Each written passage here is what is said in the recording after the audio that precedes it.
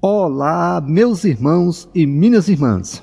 Somos filhos de Deus e vivemos dentro da realidade da natureza da fé, em espírito e em verdade. Sejam todos bem-vindos.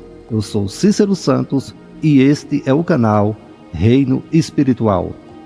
Meus irmãos, o tema deste vídeo é: nós não podemos morrer para o pecado. Quem morreu para o pecado foi os pecadores. Só que antes, eu quero te convidar a se inscrever no canal. Deixe seu like e ative o sininho de notificações. É gratuito para você e a sua participação é importante para o canal. Dito isto, meus irmãos, vamos ao que interessa. Vamos falar sobre o tema deste vídeo. Na carta de Paulo aos Romanos, no capítulo 6, nos versículos 1 e 2, Paulo deixou bem claro: que diremos então?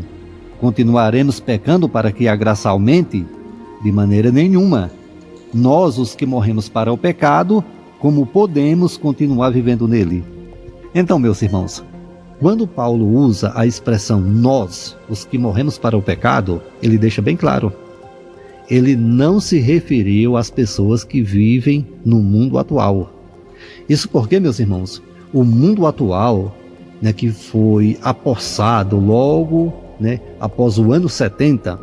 Então, esse mundo faz parte da nova criação de Deus, que é o novo pacto, a nova aliança, o novo governo que recebeu da parte de Deus toda a autoridade, tanto na terra como nos céus.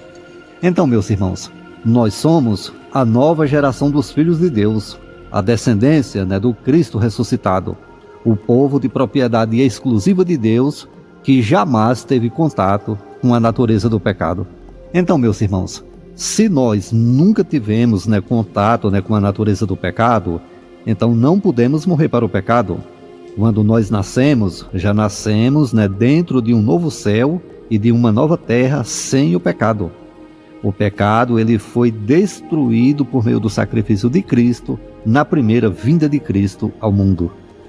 Na carta aos Hebreus, no capítulo 9, versículo 26, deixa bem claro: se assim fosse, Cristo precisaria sofrer muitas vezes desde a criação do mundo.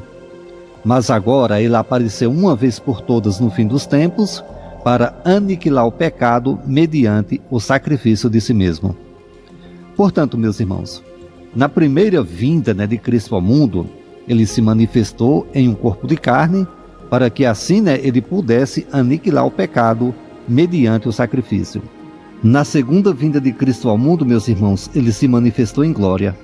E desta vez, ele não veio para lidar com o pecado, e sim para trazer salvação, para tomar posse do reino espiritual e também para trazer penalidade de eterna destruição para os que se recusaram a conhecer o amor de Deus e também para os que desobedeceram a pregação do Evangelho da graça de Deus. Então, meus irmãos, quando Paulo usou essa expressão nós, os que morremos para o pecado, na verdade, meus irmãos, Paulo estava se referindo às pessoas que viveram naquela época. Isso porque, meus irmãos, naquele tempo em que Paulo estava pregando o Evangelho da graça de Deus, tanto para o povo da circuncisão quanto para o povo da incircuncisão. Então, nessa época, o governo que dominava o mundo antigo ainda estava em operação.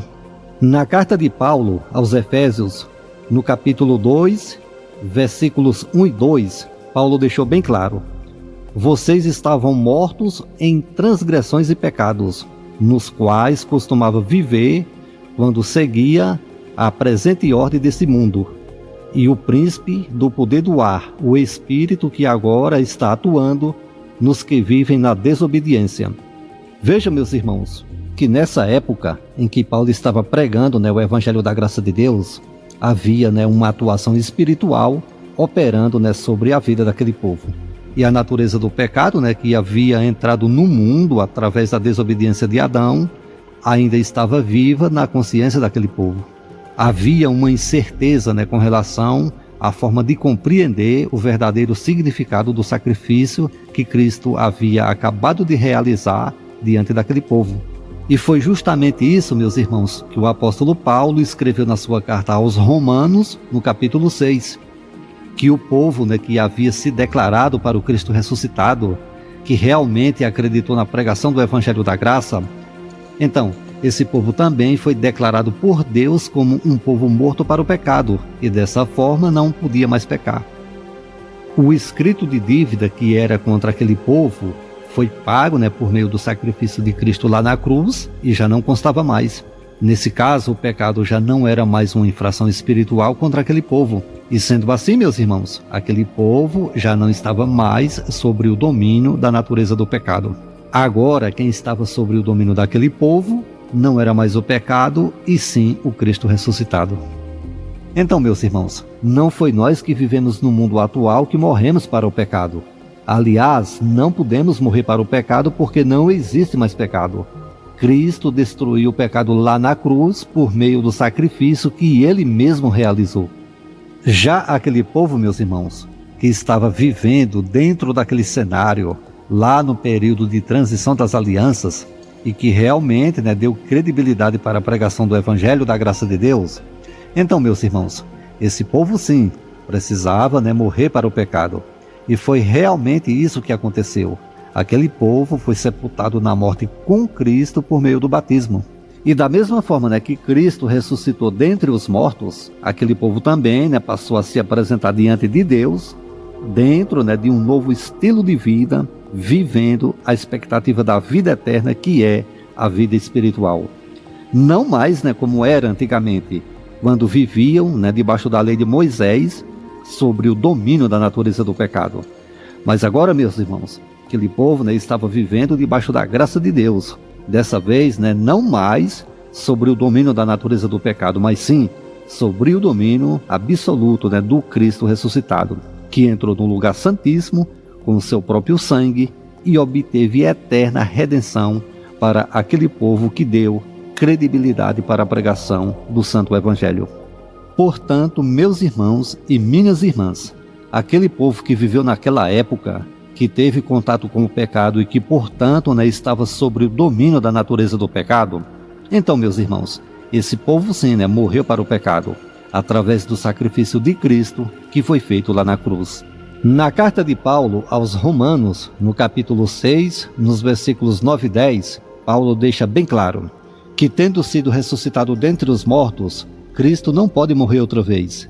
A morte não tem mais domínio sobre ele, porque morrendo, ele morreu para o pecado uma vez por todas, mas vivendo, ele vive para Deus. Portanto, meus irmãos, quando Cristo morreu, na realidade, ele aniquilou o pecado de forma oficial e definitiva. E quando ressuscitou, ele justificou aquele povo de seus pecados, apresentando para Deus um povo sem rugas, sem mancha e sem mácula.